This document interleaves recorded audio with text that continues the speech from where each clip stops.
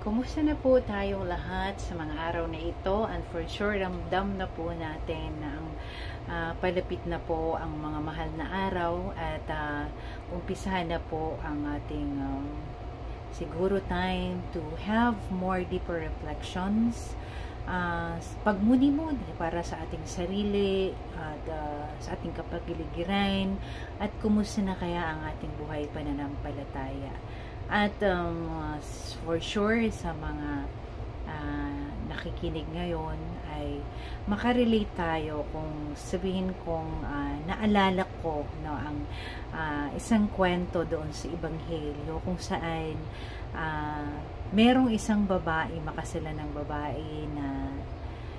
binato ng mga tao, and when Jesus wrote something on the sand ay isa-isang nag-asi-alisan. At maalala ko rin doon nang sinabi ni Jesus, kung sino sa inyo ang walang kasalanan ay siyang unang bumato sa babaeng ito. At wala ni isa ang bumato sa kanya dahil na-realize ng lahat na tayo po ay naglalakbay lamang no, sa isang bangka kung saan meron tayong mga kanya-kanyang pagkukulang, merong mga kahinaan, may mga nagawang kasalanan sa ating kapwa, whether it's a small sin or malakihan mang kasalanan, but still, ito ay isang kasalanan pa rin. Pero tinitingnan ng Diyos kung paano ba tayo magsisi, kung paano ba natin baguhin,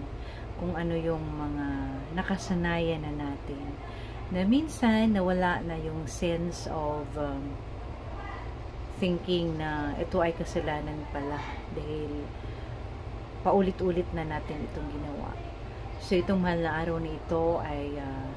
nag-anyaya sa atin upang tingnan natin mabuti kung gaano na ba at saan na ba tayo sa ating buhay pananampalataya. Sa ating paglalakbay ay araw-araw tayong binigyan ng Diyos upang magsisi, upang magbago, kahit hindi man biglaan, pero sana umpisahan po natin sa small steps, sa maliit man na hakbang, ay kung ito ay constantly, we are doing it constantly, then for sure ay darating din tayo sa ating patutunguhan kung saan ang Diyos ay handang tumanggap with an open arms to embrace us again. So isang mapagpalang araw po sa ating lahat.